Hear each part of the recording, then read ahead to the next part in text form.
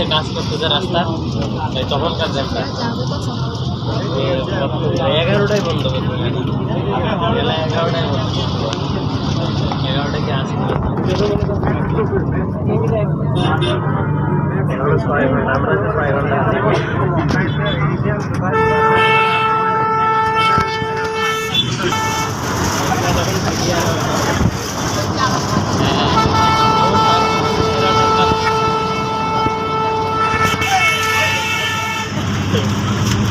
driver